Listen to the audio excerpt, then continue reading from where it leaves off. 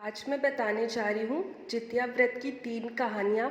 अपनी परंपरा के अनुसार जो कथा आपके यहाँ पढ़ी जाती है आप उसे पढ़ सकते हैं, सुन सकते हैं।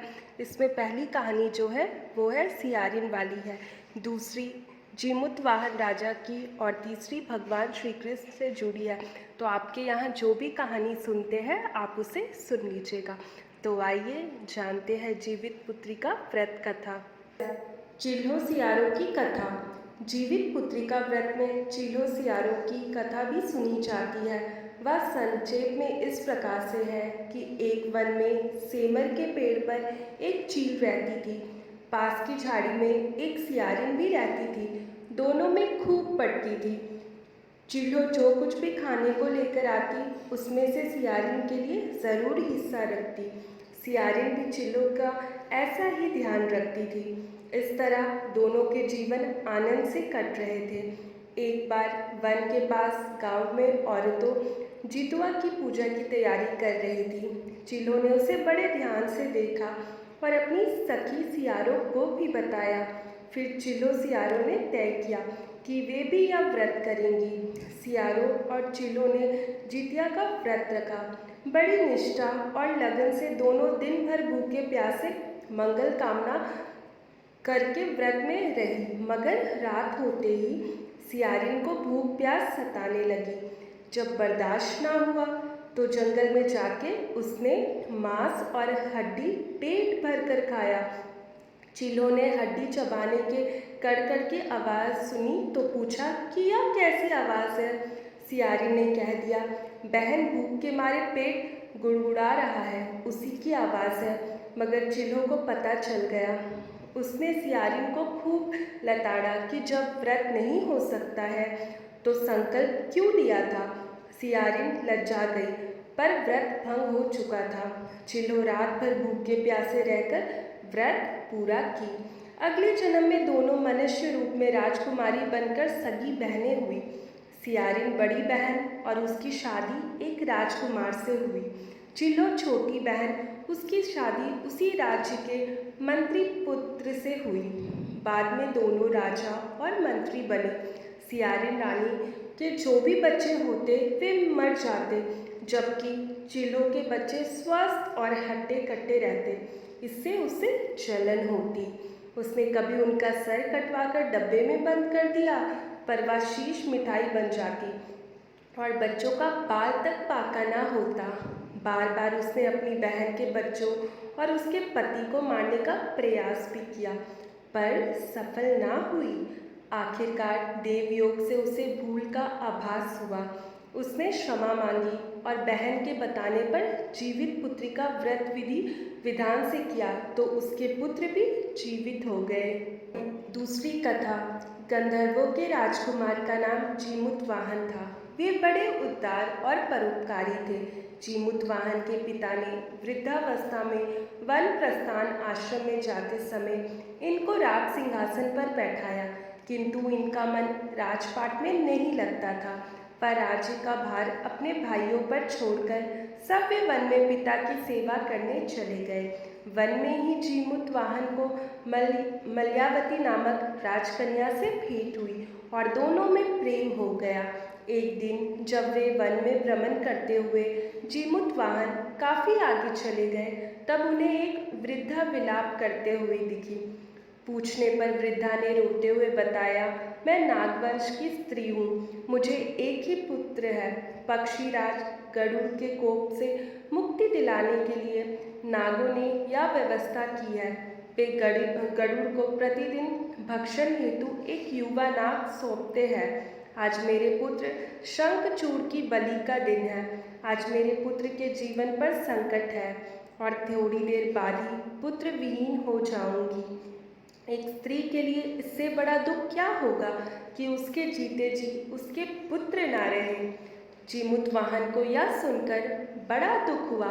उन्होंने उस वृद्धा को आश्वासन करते हुए कहा, डरो मत, मैं तुम्हारे पुत्र के प्राणों की रक्षा करूंगा। आज उसके स्थान पर सभ्य मैं अपने आप को उसके लाल कपड़े में ढककर वैद्यशिला पर लेटूंगा ताकि गरुड़ मुझे खा जाए, पर तुम्हारा पुत्र बच जाए। इतना कहकर जीमूत वाहन ने शंखचूड़ के हाथ से लाल कपड़ा ले लिया और वे उसे लपेटकर गरुड़ को बलि देने के लिए चुनी गई वध्यशिला पर लेट गया। नियत समय पर गरुड़ बड़े वेग से आए और वे लाल कपड़े में ढके जीमूत वाहन को पंजे में दबोचकर पहाड़ के शिकार पर जाकर बैठ गए। गरुड़ ने अपनी कठोर चौक का प्रहार किया और जीमूत वाहन के शरीर से मांस का बड़ा हिस्सा नोच लिया।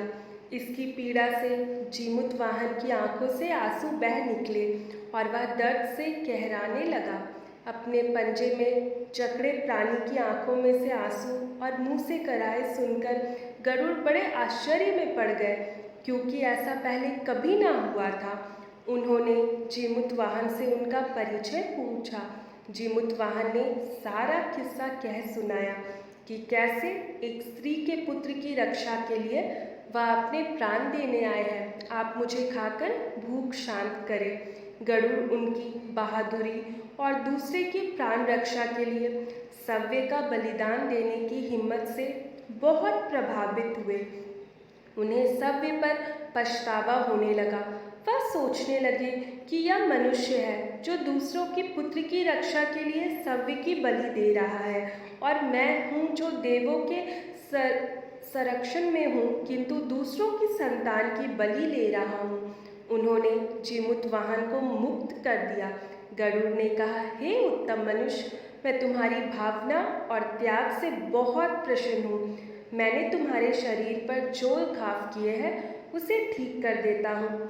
तुम अपनी प्रसन्नता के लिए मुझसे कोई वरदान मांगो। राजा जीमूत वाहन ने कहा कि हे पक्षीराज, आप तो सर्व सामर्थ हैं। यदि आप प्रसन्न हैं और वरदान देना चाहते हैं तो आप सर्पों को अपना आहार बनाना छोड़ दें। आपने अब तक जितने भी प्राण लिए हैं उन्हें जीवन प्रदान करें। गरुड़ ने सबको जीवन दान दे दिया और नागों की बलि न लेने का वरदान भी दिया। इस प्रकार जीमूत वाहन के साहस से नाग जाति की रक्षा हुई। गरुड़ ने कहा, तुम्हारी जैसी इच्छा वैसा ही होगा। हे राजा, जो स्त्री तुम्हारे इस बलिदान की कथा सुनेगी और विधि पूर्वक व्रत का पालन करेगी, उसकी संतान मृत्यु के मुख से भी निकल आएगी। तब से ही पुत्र की रक्षा हेतु जीमूत वाहन की पूजा की प्रथा शुरू हो गई है। यह कथा कैलाश पर्वत पर भगवान शंकर ने माता पार्वती को सुनाई थी। जीवित पुत्रिका के दिन भगवान श्री गणेश, माता पार्वती और शिव जी की पूजा होती है और पूजा के बाद ध्यानपूर्वक ये कथा सुननी चाहिए। तीसरी कथा, यह कथा महाभारत काल से जुड़ी हुई है। महाभारत युद्ध के बाद अपने पिता की मृत्यु के बाद अश्वत्थामा बहुत ही नाराज था और उसके अंदर बदले की आग तीव्र थी, जिस कारण उसने पांडवों के शिविर में घुसकर सोते हुए 5 लोगों को पांडव समझकर मार डाला था। लेकिन वे सभी द्रौपदी की 5 संतानें थीं। इस अपराध के कारण उसे अर्जुन ने बंदी बना लिया और उसकी दिव्य मणि छीन ली। इसके फलस्वरूप अश्वत्थामा ने उत्तरा की अजन्मी संतान को गर्भ में मारने के लिए ब्रह्मास्त्र का उपयोग किया, जिससे निष्फल करना नामुमकिन था। उत्तरा की संतान का जन्म लेना आवश्यक थी, जिस कारण भगवान श्री कृष्ण ने अपने सभी पुण्यों का फल उत्तरा की अजन्मी संतान को देकर उसको गर्भ में ही पुनः जीवित किया।